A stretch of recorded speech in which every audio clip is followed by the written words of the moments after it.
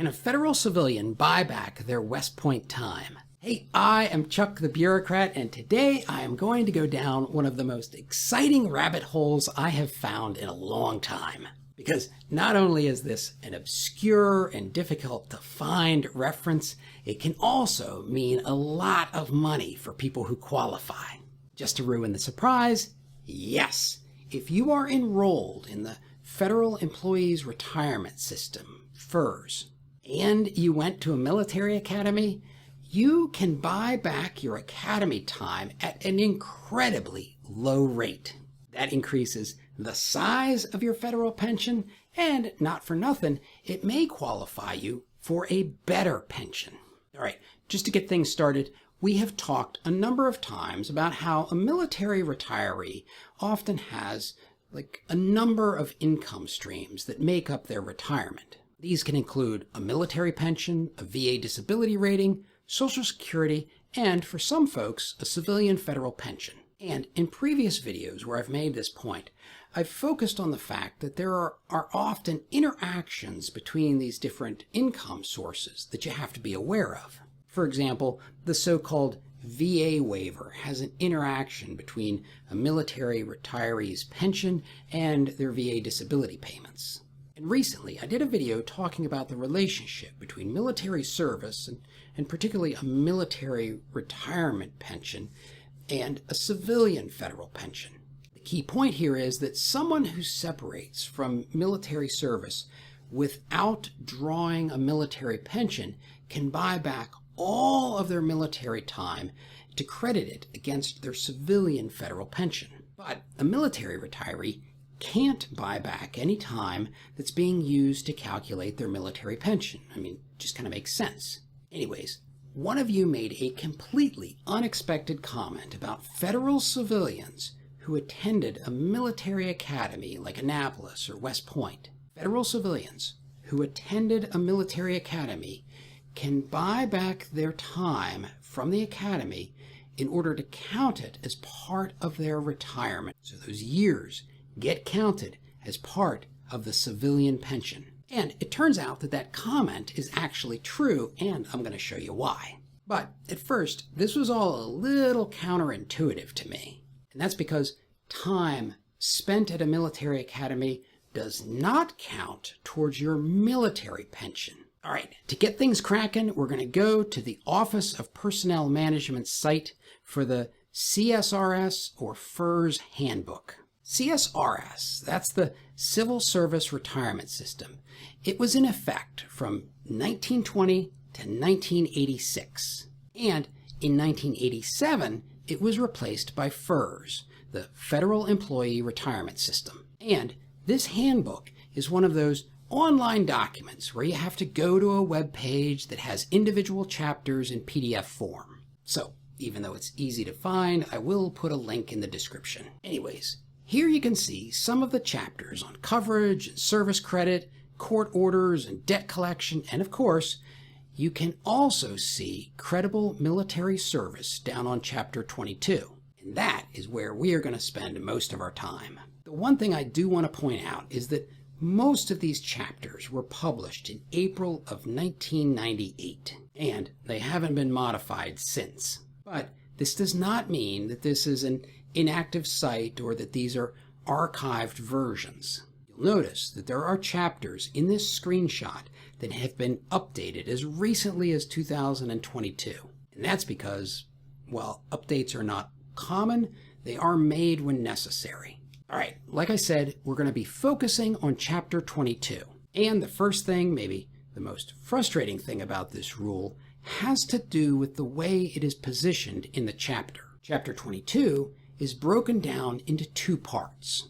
22A covers the legacy CSRS, and 22B covers the current FERS. So you would expect that the rules about military service for FERS would be under subpart 22B. But check this out. If we go all the way down to subpart 22B, you'll see that there is a part 22B2 about military service. But the funny thing about this is that it just points back to the CSRS provisions for what military service is credible under the retirement system. This is just a classic situation. You got to go through a lot of twists and turns in the maze to figure out where they hid the cheese. But before we completely walk away from subpart 22b, that's the part about FERS, there are two rules that I want to point out. First one has to do with what they call post-1956 military service. Remember, FERS became the retirement system for federal civilians in 1987. But in 1956, there was a major change in the way that military service was calculated. And so while the handbook routinely refers to quote-unquote post-1956 military service, here they make the point that all post-1956 military service has to be covered by a deposit to count within the FERS system. That is, if your military service occurred before 1986, but it is used for a FERS retirement, a deposit is still owed. And as far as I can tell, that is just a lot of fancy language that can be boiled down to, hey look, you want credit for the military service?